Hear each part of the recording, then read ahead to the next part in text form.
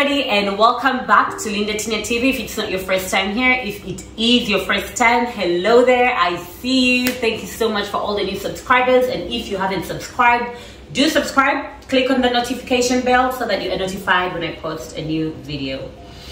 Now, I feel like I haven't done a sit down in a while. It's so weird because sit downs are a way for me to talk to you and to connect with you. I love vlogs, and I hope you've checked out all my previous vlogs, but this sit down, these one-on-ones where I kind of connect with you are really special for me. And since I haven't done one in a while, I thought that for this one, sort of do an inventory and what we've been through, what I have been through, obviously sharing it with you, what I'm planning for next year, how I hope my year will go, and just kind of catching up with you type of video. If that sounds like something you'd be interested in, then stay tuned. Sometimes it takes the one that takes away my pain. Sometimes the worry goes and I see hesitation, and everyone is trying. That tastes so good. So where do I start? Let's start off from January. I went home in December last year after 3 years, December into January. So I started off my year in very, very high spirits because I had just been home in Uganda. I had seen my family. I had spent time with them. After 3 years, trust me, it was like therapeutic. So that was that. We got into February, March, my birthday. I had a lovely 35th birthday. I went to Santorini. I've always wanted to go to Santorini. I thought I'd go to Santorini on a romantic trip, but that never happened because my husband never made it happen. And so I decided to make it happen myself with my girlfriends. We went to Santorini and it was amazing. It was amazing also because not only was the place amazing, Santorini is a place I think everybody should go once in their lives, but also because I went with my closest friends, and it was a moment of bonding and connecting and sharing our lives together in a very intimate way. So that was lovely. Fast forward into the summer, I went to the States. I have a vlog that I put together for my from my trip to the States. But for some reason, I didn't feel like posting it. I don't know. If you guys want to see, just leave me a comment in the comment section. Maybe I'll think about it. But if you're not interested, well and good. It was a very intimate moment for me and my family. So I hadn't seen my mom in 3 years. When I went to Uganda in December, my mom wasn't there because she had just left. And so I went over to America to see her. It was my first time in the States and the first time I'm taking my kids to the States. We went to Boston, we went to New York, and these are the moments that are so close to my heart this year because one, I hadn't seen my mom in a very long time, and also because we live here, we live in Italy, my kids live in Italy, they don't spend time with my family, and this is something that really haunts me, but there's nothing much I can do about it because some of my family lives in Uganda and the other family lives in America. I have a brother in Dubai, I have a brother in London, so we're kind of all over the place. We always used to try to meet once a year in Uganda, but that's really hard. To put together 11 people in one place at the same time can be really hard. So I decided to go to the States. It was lovely. My kids connected with my family, with my mom, with my siblings. It was great. Great. Going on now, I wanted to share also something that I have experienced this year. So if you could ask me to put my year in a word or two, I would call it the year of healing. And I know this word has been thrown around a lot on the internet lately. Everybody's going through healing, everybody's talking about healing and mental illness and all this stuff. But this has been something actually very, very deep for me. Very deep for me because if you follow me and you've been watching my videos for a while, I shared in 2020 that I went through something that was pretty much mentally life changing for me, and also it it shook me quite a bit. Towards the end of last year, I went through a very low moment in my life where I felt like I could barely eat. And I mean that literally. And so this is where my weight loss journey actually really starts, like this very crazy weight loss journey. I haven't really shared it, and maybe at some point in my life I'll share it when I have the right words to describe it. But I went through a situation that kind of shook up my way of thinking, my life, and shook me up as a person. And what this did, it created room for a lot of growth, because sometimes you need to go through things that may not necessarily be great things to grow as a person, you know, to grow mentally, spiritually, and that's what happened to me. And so because of these life events, I went to therapy. I found myself in a place where I needed help from an outsider. Now, I'll make a separate video about therapy, because when people talk about therapy, obviously so many people have different opinions about what therapy means, who needs therapy, why you need therapy, are you crazy, you're not strong enough. I'd like to think of myself as a mentally strong person, more or less. I'm generally a small person. I have not suffered any extreme mental issues, but I have gone through a life situation where I felt like, okay, I need someone from the outside, a professional who understands the mind, the body, to help me go through this. And it's crazy because I have a very good support system. I have friends that are literally sisters, not just friends, but they are sisters. I have a family that is so tight-knit. I have friends in my siblings, you know. My siblings are not just my siblings, but also my friends. And then my mom is like my pillar. So I have a support system, because someone could wonder, you went to therapy, like you couldn't talk to anybody else, you had to go to therapy. But I feel like sometimes you need that external help, someone looking in from the outside to help you overcome some life situations. For some people it's a long-term thing, for some people it's just a short-term thing. Anyway, I'll get into that when I make a video about therapy, so just stay on the lookout. I'm going to make a special video about that, just talking about my therapy journey and what it has done for me and what it could do for you. So anyway, this year has been the year where I saw the fruits of therapy, like really visibly saw them. So when I went into therapy in 2020, I went in, then I stopped, then I went in again. And then at that time, I feel like I also wasn't ready to kind of understand what growth I was going through, you know. But this year, excuse me, so this year I met a person who I think gave me that guidance I needed and the support I needed. Like I said, I'll talk about that. But anyway, to keep it short, therapy this year was amazing. I feel like it changed my life from this to this. It like literally just gave me a new perspective on so many things. And so yeah, that has been another highlight of my year. Moving on, this year was the second year, so at the end of this year will be the end of my second year at a new job. I talked about this job in previous videos. I got a job in the middle of the pandemic. I got this job at the end of 2020. So when I got my job, I was in the middle of a very low moment in my life, and also of a pandemic. I was like literally in the middle of darkness, you know, like really, like literally speaking. And then I saw this job. Maybe I'll make a special video about this, because I think it's actually a testimony. I'll make a special video about this. Let me note that down. So anyway, yeah, I get this job, and it's really a job I thought would be temporary while I figure myself out, while I figure out what I want to do. I've always wanted to do things that actually I'm very passionate about. I didn't think I was passionate about the job that I got. I mean, an administrative job.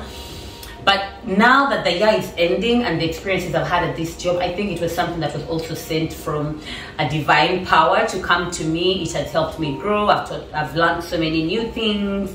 I'll talk more about this job when I make that video that I've just noted down. And yeah, so now the year is coming to an end. It's December as I shoot this. It's mid-December. We are preparing for Christmas. Christmas is a bit of an emotional time for me because it's a time that I feel like I miss my family the most. My family, I mean my mom and my siblings, and being around my culture and being back home. I have created a family here and we have our traditions. We enjoy Christmas because my kids still believe in Santa Claus. So we have that whole night before preparing the gifts and you know, putting them under the tree, and it's very nice. It's very nice also because I never really experienced this. We didn't really have this Santa Claus moment. We had gifts and, you know, we knew that Father Christmas was somewhere, but we never really had that Santa Claus moment. So for my kids, it's very nice to see. It's very interesting. So yeah, this has this time of the year is bittersweet because a part of me wants to be with my family where I come from, and then a part of me celebrating Christmas in new traditions. We have an Italian and all-day lunch, Christmas lunch, usually with my husband's family, and the kids are. It's nice. It's just different from, you know, where I grew up from, obviously. So yeah, it's bittersweet for me. And what else? Oh, also as I filmed this about a week ago. Is it a week already? It's a week. Is it a week already? Today is Thursday. Yeah, it's less than a week. I lost a friend, and this friend died of brain cancer, and we were pretty close. She was a Ugandan who lived here in Milan, so we also had that connection of, you know, we are friends from back home, and you know, we get each other when it comes to, you know, the cultural aspect. She was a very energetic, entrepreneurial, smart, focused young lady who took no bullshit. She took no bullshit, and she was so strong that when she was diagnosed, I'm finding out all this information after. When she was diagnosed with the cancer, she didn't tell me, she didn't tell us, you know, the circle we had, the group of friends we have here in Milan, because I think she wanted to go through this and be the strong woman that she's always been, and then tell us about it after. And thinking about her death actually really hurts. It hurts a lot because she suffered. I feel like she suffered on her own. She didn't suffer on her own because her boyfriend was beside her, and other people she chose to have beside her, which was like 2-3 people. We were in touch with her, and she kind of went MIA, and she didn't tell us about. She disappeared. She disappeared. And I took this as, you know, life being busy. She had just opened a new business, and she was juggling so many things at the same time. So I thought that, you know, she's just busy. But then she wasn't just busy. She was going through something that I had no idea about, that that our circle had no idea about. And when the day before she died, I called a friend of ours, a mutual friend, who we had been talking about. You know, we had been talking about this other friend who died with, and we were talking about how she's been MIA, like what's happening, and we even talked about surprising her at her workplace or at her, you know, at her home, because, you know, why are you hiding from us? And little did we know that she was going through something that she chose to go through like that. I was angry in the beginning when I found out about her death, but then talking to people who have lost loved ones and talking to my mom, she told me, you know what, she chose to go through it like that, and you can respect that. And so my only hope is that she knew that we cared about her, and that if she had told us about this, we wouldn't care what she looked like when she was in her last days. We wouldn't care, we wouldn't see her differently. We would be there. And I hope she knew. Maybe she didn't tell us about her illness, but she knew that we were truly her friends. So I'm kind of that 100% friend, and so if I'm not able to be there for someone that I care about and that I think would do the same for me, it actually really hurts. So yeah, that's another thing that's kind of made me think about a lot of things at the end of this year. It made me think about how fragile and short life is. It also made me think about enjoying the moment. And I know people say this all the time, enjoy the moment, live in the moment. But I don't know if we acknowledge how important and how real that is. Because we say it all the time, but we still think we have time, but we just never really know. So call that person you love, tell them you love them. It's nice to save and put money aside. My friend was really one of those very serious people about saving and investing and putting money aside. And sometimes we are so focused on investing and saving, and maybe we forget that we have to live in the moment now, because we may not have the chance to actually enjoy the money and the things we're trying to accumulate. Yeah, basically that has been my year. That has been my 2020, the year of healing. Oh, the other thing that my 2022, why am I saying 2020? 2022.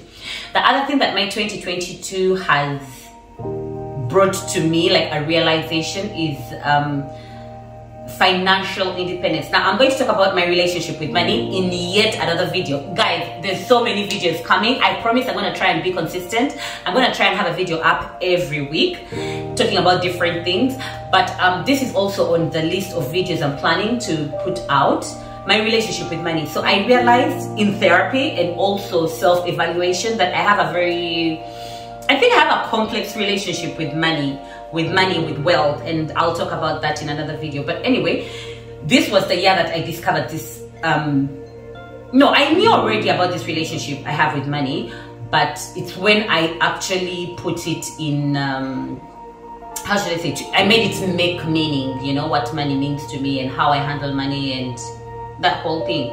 And so this year was the year that I felt the most financially independent. Not because I have a lot of money, not because I won a lottery or anything, not because, you know, but because I sat down and focused on this financial aspect of my life and worked on it with my therapist and also with myself, within myself. And I came to learn so many things on how I gain, handle, treat money, and how it affects my relationships and all that. If you're interested in that, do stay on the channel. Do stay on the channel and check out my upcoming videos. So that was also a very fundamental part of my year. And yeah, I guess that was 2022, guys. It's been a good year. It's been a good year.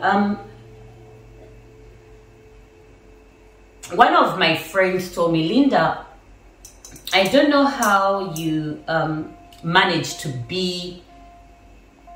seem okay even when you have things going on in your life. And don't be deceived. If you go to my Instagram, if you don't follow me on my Instagram, do follow me, Linda Tina TV.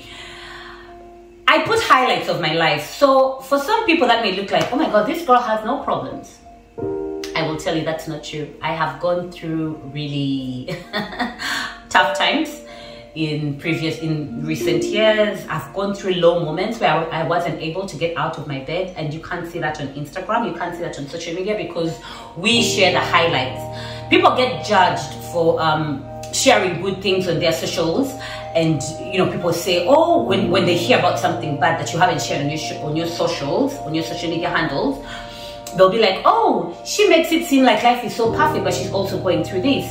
No, it doesn't mean that you're making your life seem perfect, or you're trying to show people that your world is perfect, but it's just focusing on the highlights. At least that's what I do. I focus on the good things. And also, when you're going through bad times, it's really difficult to think about going out there and sharing it on social media. You're kind of just immersed in that bad moment until it passes. So gosh, I don't remember what I was saying anymore, but yeah, so this year has been a year of highs and lows. Oh yeah, so I was telling you about my friend who told me how I managed to be well and, you know, seem well. And I told her, first of all, I'm not always well, but I do a great job in trying to find happiness within me and within the things that make me happy, that surround me, and, you know, just I'm intentional about seeking my happiness, and I think that has been the key for me.